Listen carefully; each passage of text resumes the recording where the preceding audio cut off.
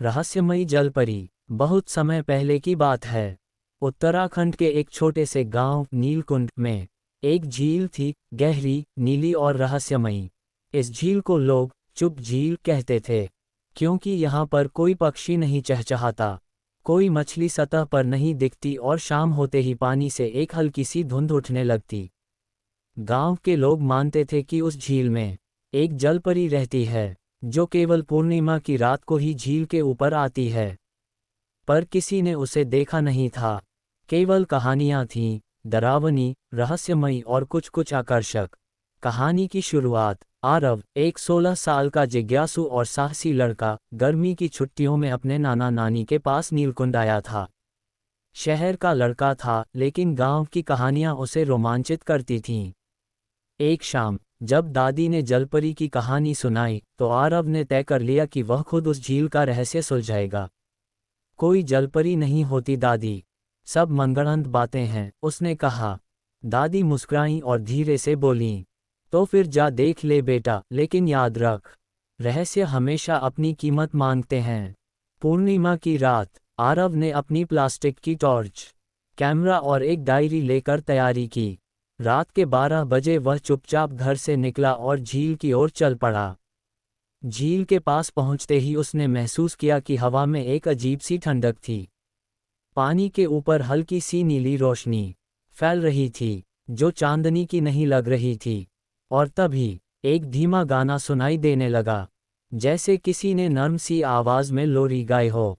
नील जल में नीर भरे, कौन पुकारे, कौन ठहरे।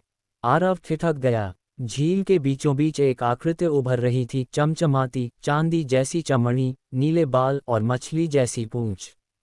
ओह माय गॉड, ये जलपरी, उसके मुंह से निकला। साक्षात्कार। जलपरी ने आरव की ओर देखा, पर घबराई नहीं। वह धीरे धीरे झील की सतह पर तैरती हुई पास आए और मुस्कराए। तुम पहले इंसान हो जिसने डर के बिना मुझे देखा है। आरव कांप रहा था, पर उसकी जिज्ञासा डर से बड़ी थी। क्या तुम सच में जलपरी हो, और यहाँ क्यों रहती हो? जलपरी ने गहराई से देखा और बोली, मैं कभी इंसान थी। वर्षों पहले इस झील के किनारे एक युवती रहती थी, मेरा नाम था नीरा। मैं नृत्य करती थी, गीत गाती थी, लेकिन गांव वालों को मेरा खुलेपन से डर लगता था। एक दिन उन्होंने मुझ पर जादू टोना करने का झूठा आरोप लगाकर मुझे इस झील में फेंक दिया। फिर? आरव ने पूछा। झील की आत्मा ने मेरी पुकार सुनी और मुझे एक नई जीवन शक्ति दी।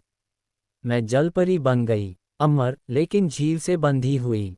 एक प्रस्ताव। आरव, नीरा ने कहा, तुमने मेरा सच जाना है। अगर चाहो तो मैं तुम्हें एक रहस्य दे सकती हूँ, ऐसा ज्ञान जो किसी इंसान के पास नहीं। लेकिन बदले में तुम्हें भी एक वादा निभाना होगा। क्या वादा? उसने पूछा। तुम्हें गांव वालों को बताना होगा कि सच्चाई से मुंह नहीं मोड़ना चाहिए। अंधविश्वास से डर नहीं, सवाल करना चाहिए। आरव ने हामी भर दी। तब जलपरी ने झील के पानी से एक चमकती बूंद निकाली और आरव के माथे पर रख दी। अब तुम वो देख सकोगे जो आम लोग नहीं देख सकते। भावनाओं के रंग, झूठ की गंध और सच्चाई की रोशनी। वापसी। अगले दिन सुबह जब आरव घर लौटा, तो सब लोग उसे ढूंढ रहे थे। उसने सबको वो अनुभव सुनाया, लेकिन किसी ने विश्वास नहीं किया। लोगों ने हंस दिया, कुछ ने डराया और कुछ ने उसे झूठा कहा। पर आरव ने हार नहीं मानी। उसने धीरे धीरे गांव के बच्चों को कहानी सुनाई, फिर किताबें पढ़ाकर उन्हें सोचने की ताकत दी। कुछ वर्षों में गांव बदलने लगा। अंधविश्वास कम हुए, विज्ञान और सोचने की आज़ादी आई। अंतिम मुलाकात। सालों बाद, जब आरव 40 साल का हो गया, वह एक बार फिर झील पर गया। पूर्णिमा की रात थी। झील अब शांत थी, लेकिन धुंध नहीं थी। नीरा, उसने पुकारा, और एक आखिरी बार झील की सतह पर वही नीली रोशनी उभरी। जलपरी मुस्कुराए और बोली, अब मेरा काम पूरा हुआ। तुमने मुझे आज़ाद कर दिया आरव। और फिर वह जल की लहरों में समा गई। नीलकुंड अब एक प्रगतिशील गांव है, जहां विज्ञान और संवेदना दोनों हैं। झील अब नीरा झील कहलाती है। लोग मानते हैं कि वहां कभी एक जलपरी रहती थी, रहस्यमयी लेकिन सच्ची। और हाँ, अगर आप भी कभी उस झील पर जाएं, और पूर्णिमा की रात चुपचाप बैठें, तो शायद वो गाना फिर से सुनाई दे। नील जल में नीर भरे, कौन पुकारे कौन ठहरे।